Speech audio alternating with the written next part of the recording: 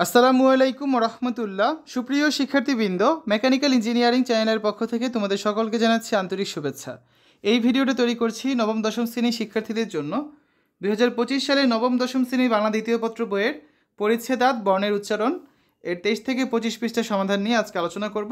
এখান থেকে আমরা নৈবত্তিকগুলো তোমাদের দাগিয়ে দিব, তোমরা তোমাদের বইয়ে এভাবে করে দাগিয়ে নিতে পারো। এই ভিডিওর ডিসক্রিপশনে আর পিন কমেন্টে প্লেলিস্টের লিঙ্ক দেওয়া আছে, সেখান থেকে তোমাদের যার যে বিষয়ের ভিডিও দরকার খুব সহজেই দেখে নিতে পারবে। শিক্ষার্থীরা, গত 7টি পর্বে আমরা প্রথম 7টি পরিচ্ছেদের নৈবত্তিকগুলো নিয়ে আলোচনা করেছি। আজকে আমরা দেখব পরিচ্ছেদ 8 বর্ণের উচ্চারণ। ঠিক আছে, চলো শুরু করা যাক। পরিচ্ছেদ 8 বর্ণের উচ্চারণ। বাংলা ভাষায় 37টি মূল ধ্বনিকে প্রকাশ করার জন্য রয়েছে 50টি মূল বর্ণ। এর মধ্যে অধিকাংশ বর্ণের উচ্চারণ মূলধ্বনির অনুরূপ। কয়েকটি বর্ণের একাধিক উচ্চারণ রয়েছে, আবার কয়েকটি ক্ষেত্রে একাধিক বর্ণের উচ্চারণ অভিন্ন। ধ্বনিগুলো দিয়ে শব্দ তৈরি হওয়ার সময় পাশের ধ্বনির প্রভাবে বর্ণের উচ্চারণ অনেক সময় বদলে যায়। এখানে বাংলা বর্ণের উচ্চারণ সম্পর্কে আলোচনা করা হলো। স্বরবর্ণ। স্বরেয়। স্বরেয় বর্ণের উচ্চারণ দুই রকম, অ এবং ও। সাধারণ উচ্চারণ হচ্ছে অ, কিন্তু পাশের ধ্বনির প্রভাবে অ কখনো ও এর মধ্যে উচ্চারিত হয়। তো অবর্ণের স্বাভাবিক উচ্চারণ কোনটা? অনেক, কথা, অনাথ। আর অবর্ণের ও উচ্চারণ হচ্ছে কি? অতি, অনু, পক্ষ, অদ্য, মন। ঠিক আছে, এবার আসো স্বরেয়া। স্বরেয়া বর্ণের স্বাভাবিক উচ্চারণ হচ্ছে আ, যেমন আকাশ, রাত, আলো। আর স্বরেয়া বিজ্ঞানের মতো সঙ্গে থাকলে এর মধ্যে উচ্চারিত হয়, যেমন জ্ঞান মানে জ্ঞান, জ্ঞাত, তারপর জ্ঞাপন। ঠিক আছে। রস্যই দীর্ঘই। রস্যই ধ্বনির হ্রস্বতা ও দীর্ঘতা বোঝাতে দুটি বর্ণ রয়েছে, রস্যই এবং দীর্ঘই, কিন্তু বাংলা ভাষায় উভয় বর্ণের উচ্চারণ একই রকম, যেমন দিন, দিন, বিনা, বিনা, হীন, হীন। তারপর দেখো রস্যু আর হচ্ছে দীর্ঘ। রস্য ধ্বনির হ্রস্বতা ও দীর্ঘতা বোঝাতে দুটি বর্ণ রয়েছে, রস্য এবং দীর্ঘ, কিন্তু বাংলা ভাষায় উভয় বর্ণের উচ্চারণ একই রকম, যেমন উচিত, উষা, 19, ঊনবিংশ। এবার আসো রি ধ্বনি। রি বর্ণের উচ্চারণ রয়স্কা রি এর মতো, যেমন ঋতু, ঋণ, কৃষক, দৃশ্য। এই বর্ণের উচ্চারণ দুই রকম হয়, একটা হচ্ছে এ আর একটা হচ্ছে এ। সাধারণ উচ্চারণ এ, কিন্তু পাশের ধ্বনির প্রভাবে এ কখনো এ উচ্চারিত হয়। ঠিক আছে, যেমন এই বর্ণের স্বাভাবিক উচ্চারণ কি? একটি, দেশ, এলো।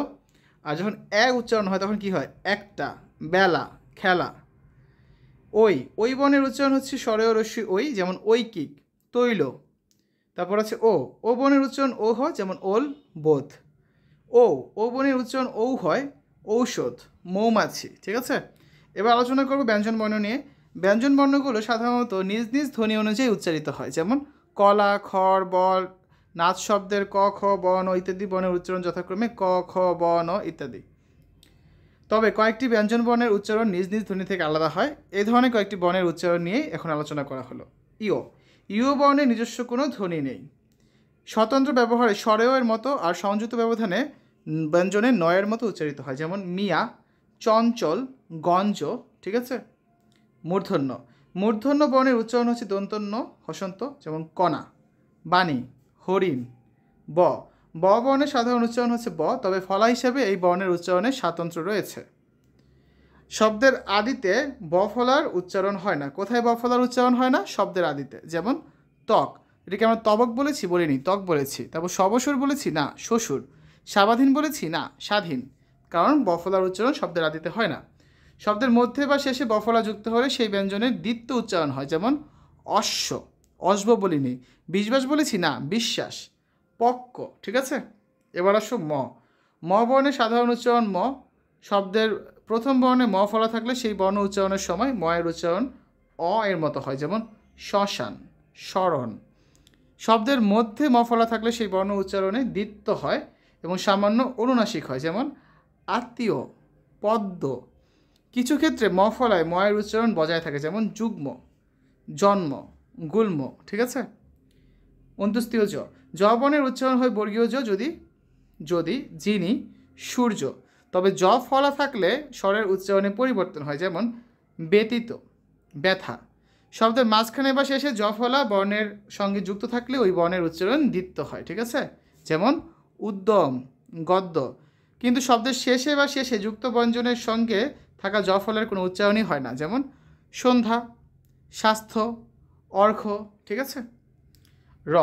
র বর্ণের উচ্চারণ হচ্ছে র, তবে র ফলা হিসাবে এর উচ্চারণে বৈচিত্র্য রয়েছে।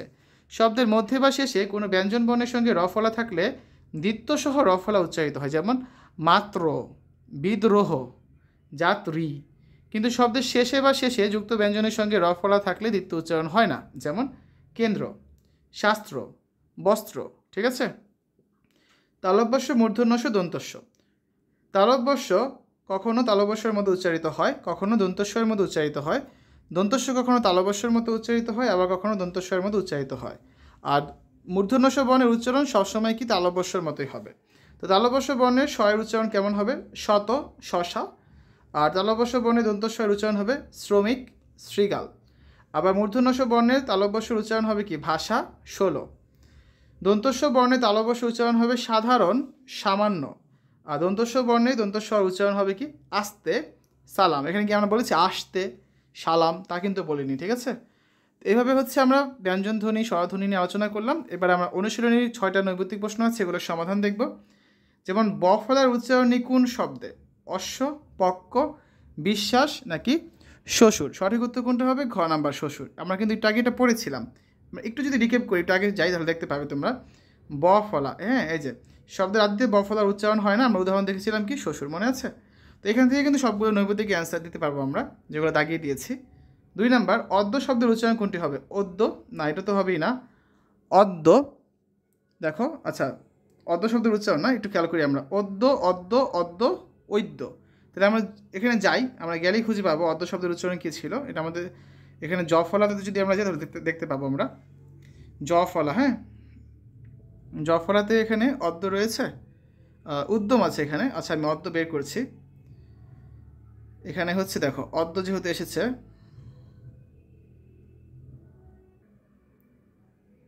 এই দেখো এখানে রয়েছে অদ্য, উচ্চারণ কেমন হবে? অদ্য। ঠিক আছে। আচ্ছা, 3 নাম্বারটা চাই। 3 নাম্বারটা কী আছে? তাহলে এটা সঠিক উত্তর কী হবে? 2 নাম্বারটা সঠিক উত্তর হবে হচ্ছে ক নাম্বারটা, অদ্য। 3 নাম্বার, ঋণ এর উচ্চারণ কী হবে? লাস্টের দুটো তো হবেই না, প্রথম দুটো থেকে একটা হবে। রয়সিকা রি আর দন্তন্য, এই ঋণ হবে প্রথমটাই। 4 নাম্বার, কোন বর্ণটির নিজস্ব কোনো ধ্বনি নেই?